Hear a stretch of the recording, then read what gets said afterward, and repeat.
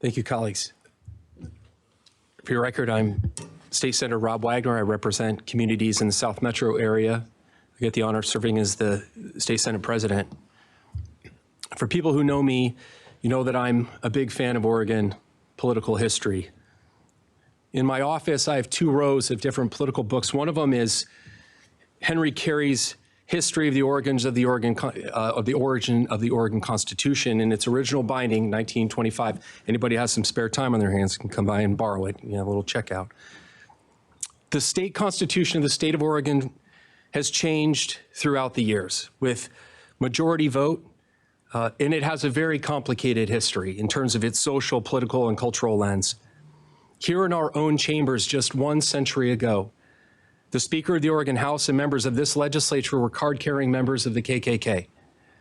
And a lot of us are in public service today because of the fight for social justice and protecting fundamental human rights. For me, my early activism was a direct response to the extremist movements that I saw growing up with people in the early 1990s trying to write hate and discrimination into Oregon's Constitution. We saw it with Measure 10, a measure that was turned back around parental notification for minors to have access to abortion services.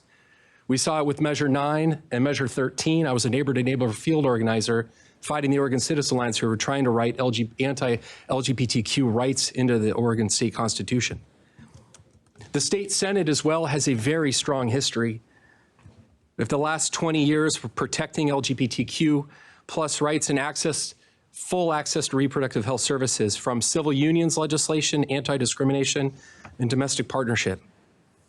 This measure, the measures that we see before us, are asking our families for the opportunity to have a voice and a vote. The final thing I want to say is to elevate a message I received from my daughter Mia last night. I submitted her letter. I will be submitting her letter as testimony for your committee's record as well.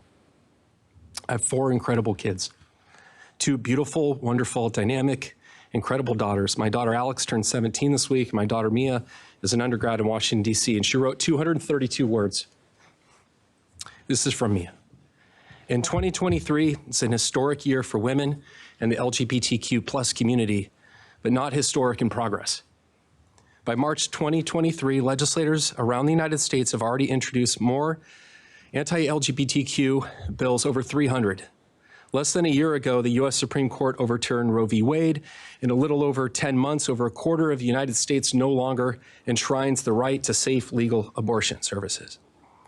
As a woman, as a queer Oregonian, it seems as if I wake up every single day to read that my legal rights, and more importantly, my identity and the identity of others like me, are increasingly jeopardized in this country.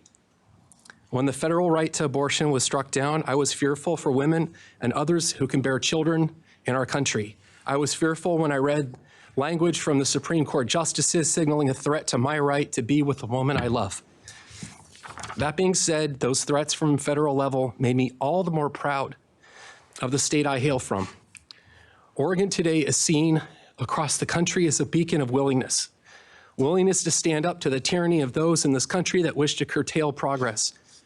It's crucial that legislators and people of Oregon take the steps to ensure that the rights of all Oregonians are codified into our state's highest form of law.